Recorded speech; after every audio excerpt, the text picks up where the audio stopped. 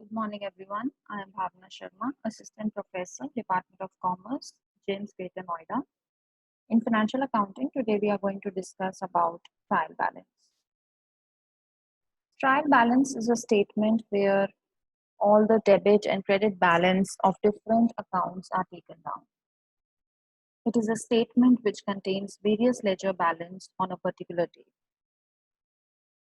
So after posting all the entries in the ledger account, whatever balance is there for each account, uh, there will be either a debit or credit balance. So that will be posted in the trial balance. So let's discuss about the characteristics or features of trial balance. It is a list of balance of all ledger accounts. It can be prepared at any time during the accounting period. It serves as an instrument for carrying out the job of checking. Arithmetical accuracy can be ensured, and some errors are not revealed by trial balance. The objectives of trial balance is to check the arithmetic accuracy. Now, when all the balance is being transferred from the ledger to trial balance, so the debit and credit columns of trial balance must always be equal.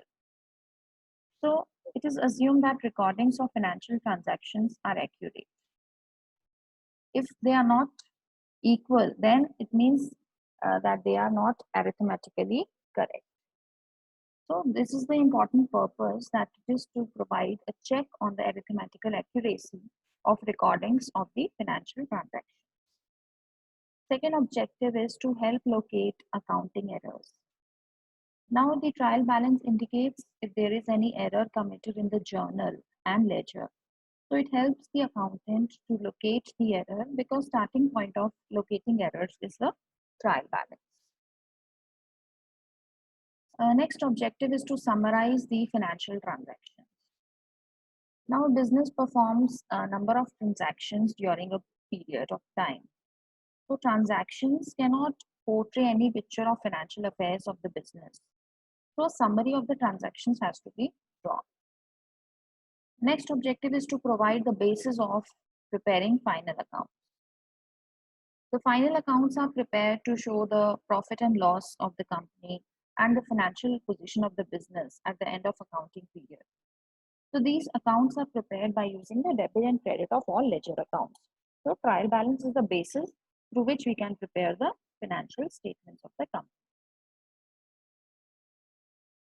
Next, we'll discuss what are the methods of preparing trial balance.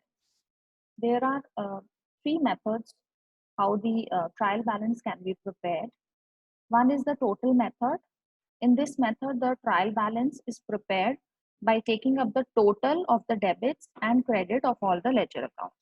So instead of taking the balance, the total of the debit and total of credit is being taken. Second is balance method.